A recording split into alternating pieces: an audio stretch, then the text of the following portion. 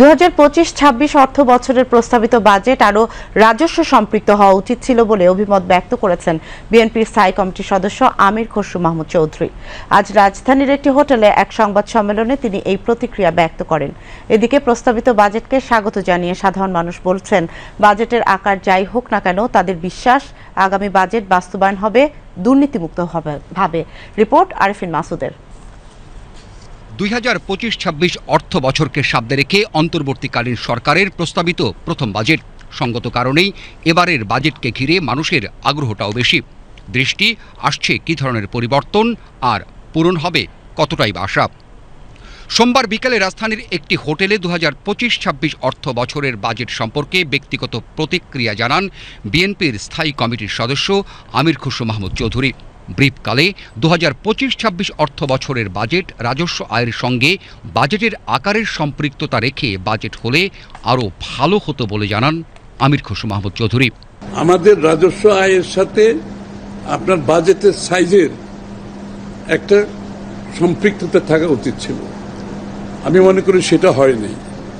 সেটা পুরোটাই রাজস্ব আয় যেটা আছে সেটা আপনার পরিচালনা ব্যয়ের মধ্যে চলে যাবে এবং পুরোটাই কিন্তু দেশের ভিতর থেকে বাইরে থেকে লোন নিতে গেলে অর্থনৈতিক ক্ষতিগ্রস্ত হবে।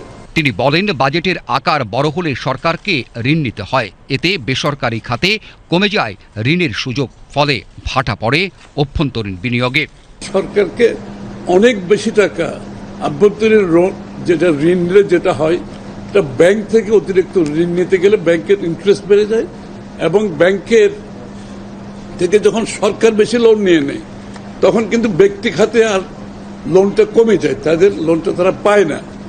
এবং সেইটা দুইটা হয়, একটা হচ্ছে আপনার বিনিয়োগ হয় না, বিনিয়োগ না হলে আপনার কর্মসংস্থান সৃষ্টি হয় না, মানুষের আয় বৃদ্ধি পায় না, সেটা খুব বেশি ক্ষতিগ্রস্ত হয়। অন্যটা হচ্ছে যে যেহেতু প্রাইভেট সেক্টর লোন পায় না, বিনিয়োগেও যেতে পারে না এবং বর্তমান বিনিয়োগ যেটা আছে সেটাকে বাড়াতে পারে না।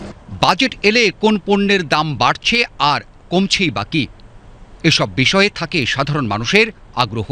খোদ সেই সাধারণ মানুষই এবারের বাজেট সম্পর্কে বললেন, আকার যাই হোক না কেন এই প্রস্তাবিত বাজেট বাস্তবায়নে যে দুর্নীতি হবে না বিগত সরকারের মতো, সে বিশ্বাস তাদের আছে। আমি বাজেট বুঝি না, তবে এবারের বাজেটটা আমার বিশ্বাস যে দুর্নীতি হবে না, মানে দেশের কাজে লাগবে। এবারে মানে 100% বিশ্বাস যে দুর্নীতি হবে না, দেশের জন্য কাজ, মানে কাজ হবে, দেশের কাজ হবে। মোটামুটি ভালো লাগলো দেখে। অনেক কিছু দাম এখন অনেক কমছে এখন। এটা নিয়ে সবাই মোটামুটি যারা মধ্যবিত্তিক যারা আছে ওরা অনেক খুশি হবে। খুব ভালো বাজেট। আমাদের টাকায় দেশ চলতেছে, আমরা যদি ঠিকমতো কর না দেই, এটা আমাদের একটা মৌলিক কর্তব্য, দায়িত্ববোধ আমি মনে করি এটা দেওয়া উচিত সকলের। আমরা সকলে মিলে কর দিলে আমাদের বাজেট আরও স্ট্রং হবে, দেশ আরও ভালো চলবে। Arifin Masud, BTV news, Dhaka.